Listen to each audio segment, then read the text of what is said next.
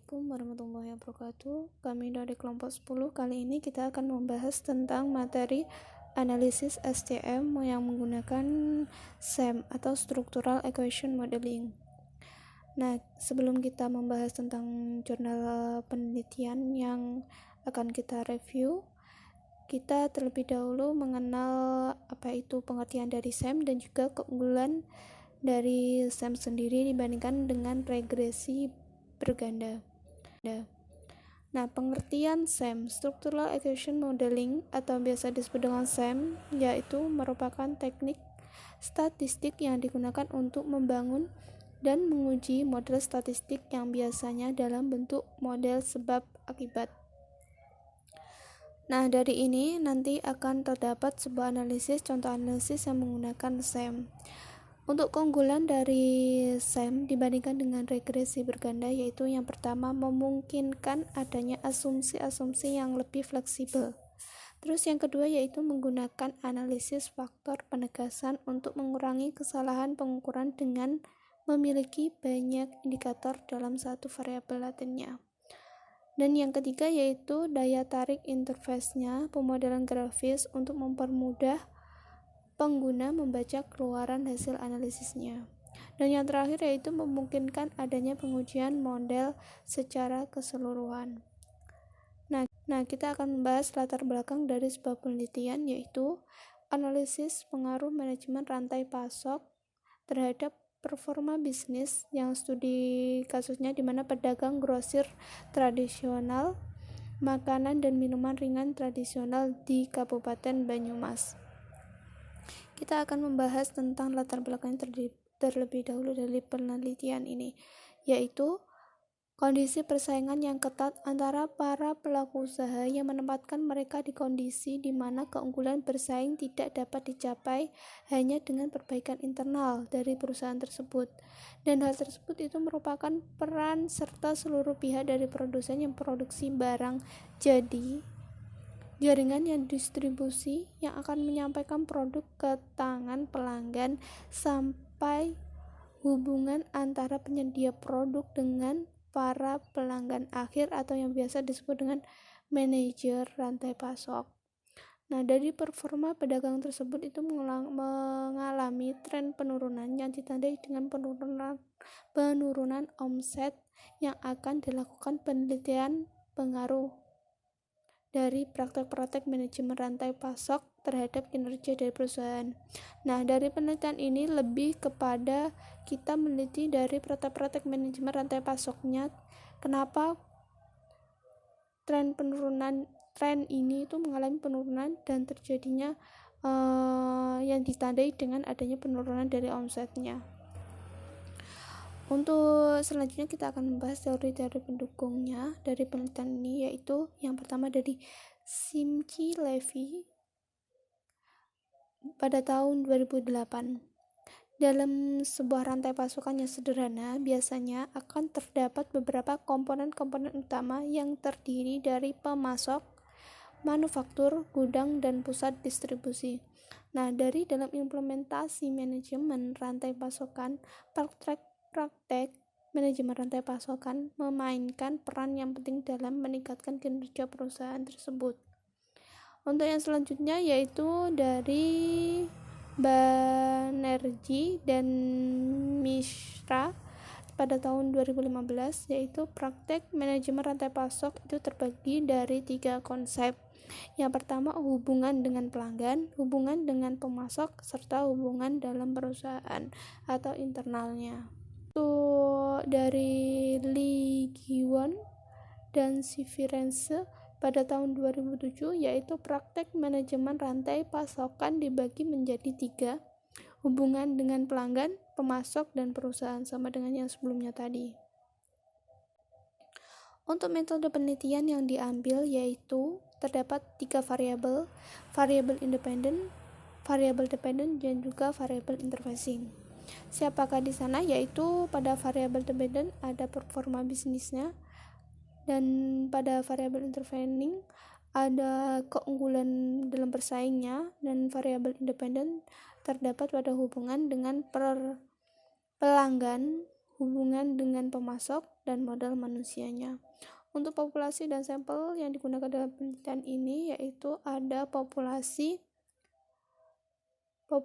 yaitu semua pedagang grosir makanan dan minuman di Kabupaten Banyumas, dan sampelnya yaitu pedagang grosir tradisional di Kabupaten Banyumas dan yang telah melakukan usahanya itu minimal 1 tahun. Untuk metode analisis yang digunakan yaitu menggunakan analisis kuantitatif dan juga proses pengumpulannya yaitu dengan cara menyebarkan angket atau kuesioner. Hasil penelitian yang terdapat dalam jurnal ini, yang pertama yaitu pengaruh hubungan dengan pelanggan terhadap keunggulan bersaing, di mana nilai P adalah 0,016, lebih kecil dari 0,05, dengan CR bertanda positif sebesar 2,416, lebih besar dari 1,96. Hubungan dengan pelanggan memiliki pengaruh positif dan signifikan terhadap keunggulan bersaing, yang artinya semakin baik hubungan dengan pelanggan, maka semakin baik keunggulan bersaingnya. Begitupun sebaliknya. Hal ini menunjukkan hubungan dengan pelanggan memiliki efek penting terhadap keunggulan bersaing. Ketika pelanggan melakukan interaksi dengan perusahaan, pertukaran informasi yang baik, dan barang dikirim dengan cepat, tempat pengiriman yang tepat dan faktor yang tepat akan menghasilkan pada hubungan yang baik dengan pelanggan.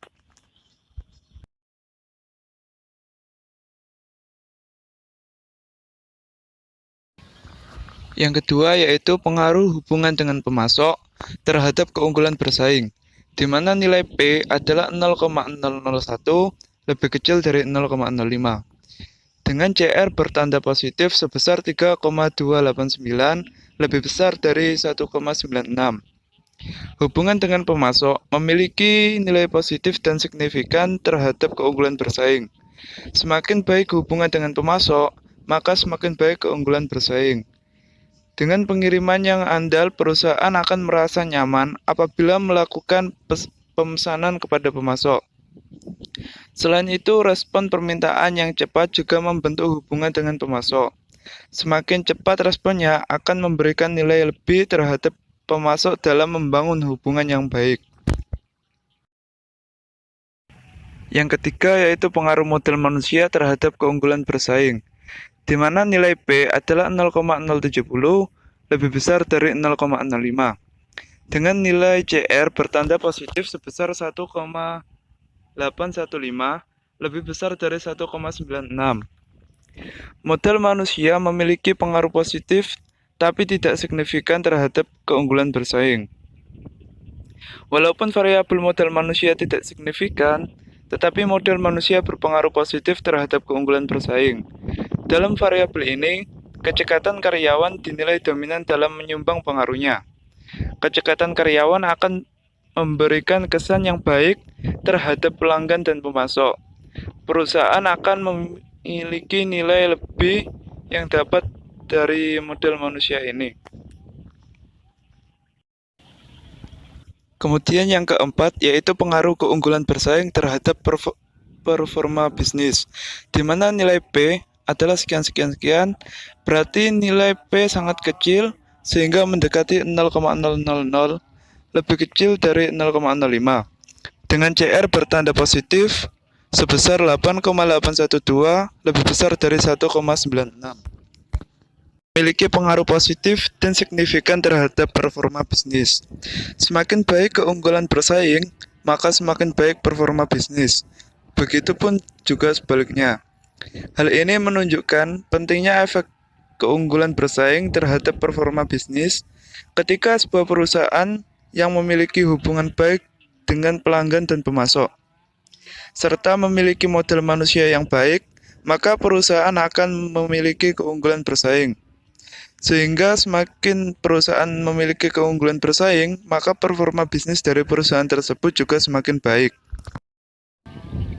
Berdasarkan dari pembahasan tersebut, kesimpulan yang didapat yaitu yang pertama, hubungan dengan pelanggan memiliki pengaruh positif dan signifikan terhadap keunggulan bersaing. Semakin baik hubungan dengan pelanggan, maka semakin baik perusahaan tersebut mendapat keunggulan bersaing dengan kompetitor lain. Yang kedua yaitu hubungan dengan pemasok memiliki pengaruh positif dan signifikan terhadap keunggulan bersaing. Semakin baik hubungan dengan pemasok yang terjalin, maka para pedagang grosir ini memiliki keunggulan bersaing. Yaitu modal manusia. Modal manusia memiliki pengaruh positif terhadap keunggulan bersaing. Tetapi di sini modal manusia tidak signifikan. Hal tersebut menunjukkan ketika perusahaan memiliki modal manusia yang baik, maka perusahaan itu dapat memiliki keunggulan bersaing. Yang keempat, keunggulan bersaing memiliki pengaruh positif dan signifikan terhadap performa bisnis yang diterima. Semakin sebuah perusahaan memiliki keunggulan bersaing, maka performa bisnis dari perusahaan tersebut juga akan semakin baik. Sehingga semua variabel independen memiliki pengaruh positif terhadap keunggulan bersaing, dan variabel intervening berupa keunggulan bersaing juga memiliki pengaruh yang positif terhadap performa bisnis. Selanjutnya kita akan membahas tentang jurnal pembandingnya. Untuk jurnal pembanding kita mengambil dari jurnal analisis faktor penerapan manajemen rantai pasokan UKM keripik tempe menggunakan metode SEM. Untuk latar belakang dari penelitian ini juga berbeda. Yang pertama yaitu dari jurnal penelitiannya yaitu menganalisis praktek-praktek rantai pasok terhadap kinerja dari perusahaan tersebut.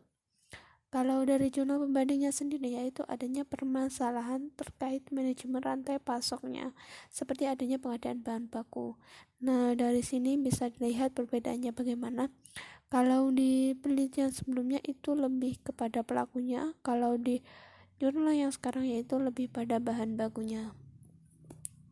Untuk metode penelitian dari jurnal penelitian yang pertama, variabelnya ada variabel dependent, variabel intervening, dan variabel independent. Dari beberapa variabel ini, yaitu yang menjadi variabel dependent yaitu digunakan adalah performa dari bisnis tersebut. Kalau yang dari variabel intervening yang digunakan adalah keunggulan bersaingnya dari usaha ini. Dan dari variabel independennya yaitu yang digunakan adalah hubungan dengan pelanggan, hubungan dengan pemasok, dan modal manusia, lebih kepada hubungan. Untuk jurnal pembandingnya, variabel penelitiannya yaitu hanya pada bentuk kerjasama antar elemen rantai pasokan dalam aktivitas usahanya. Lebih simpel karena juga penelitiannya lebih simpel. Untuk yang populasi dan sampelnya ini sama-sama menggunakan pada sampel sesuai dengan penelitiannya.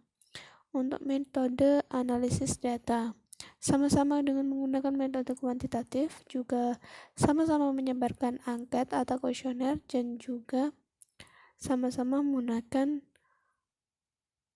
dengan program SPSS untuk mengolah datanya. Untuk hasil penelitian dari jurnal penelitian yang pertama yaitu ada 4. Yang pertama yaitu hipotesis. Yang pertama yang menyatakan bahwa hubungan dengan pelanggan berpengaruh secara positif terhadap keunggulan bersaing diterima. Yaitu dapat dinyatakan pada hubungan kepada pelanggan itu pengaruhnya sangat positif untuk usaha ini.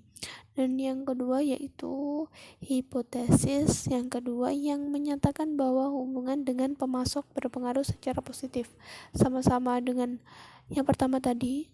Untuk keunggulan bersaingnya itu juga diterima. Untuk yang ketiga yaitu hipotesis yang menyatakan modal manusia berpengaruh secara positif terhadap keunggulan bersaing diterima. Walaupun hasil yang menunjukkan itu tidak signifikan, tetap berpengaruh positif.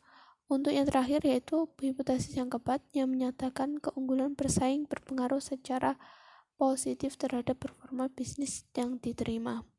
Nah, kita lihat kepada jurnal pembandingnya itu lebih simpel juga, berdasarkan pada hasil penelitian agar kinerja manajemen rantai pasokan yang tercermin melalui fleksibilitas pengiriman dan pengaturan biaya penyimpanan tercapai, pengelolaan wajib mengoptimalkan arus pasokan bahan baku.